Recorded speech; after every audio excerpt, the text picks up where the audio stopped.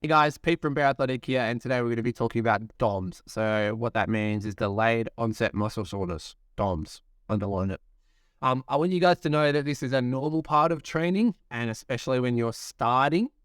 Um, Essentially, they think the theory behind it is that it's temporary inflammation and muscle damage.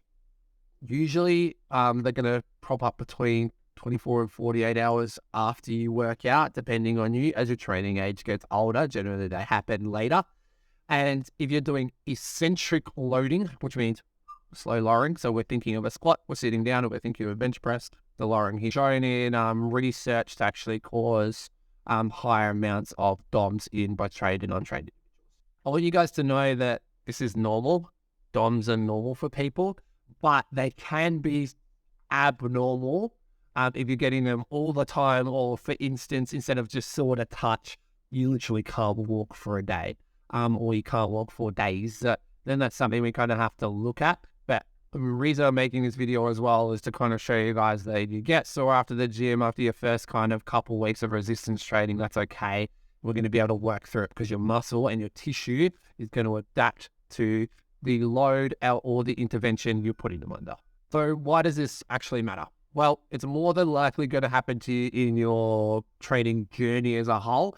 And it's really important, as we know from being on this site, that having that knowledge and having that big base of the pyramid of all the knowledge of things that can happen in training is really going to help you get the best outcomes and feel better in general. I'm also making this video so you guys don't make the mistake I made when I first started, and that's when thinking, oh my God, I've injured myself because I have these DOMS. I can't go to the gym anymore. I can't do these things.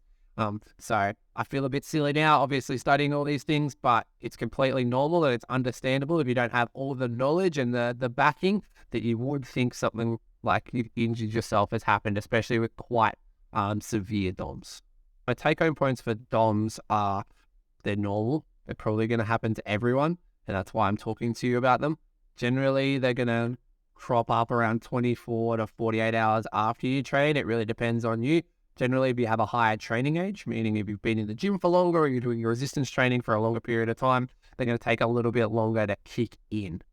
The best way to help DOMS, even muscular soreness, they are different, but to help both of those is to just get moving. If it's your legs, go for a little stroll. Make sure, even if it hurts at the start, getting that blood, getting all those, getting like that circulation back to those muscles that need it is really going to help with recovery.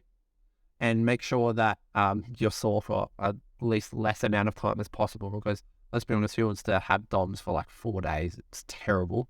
And then the final point would be, let's make sure that we're getting our adequate nutritional intake, making sure we're getting our sleep, and we're looking after our stress as well. Because as we know, if we're hitting it in the gym super hard, but we're not focusing on those recovery principles, we're really wasting time.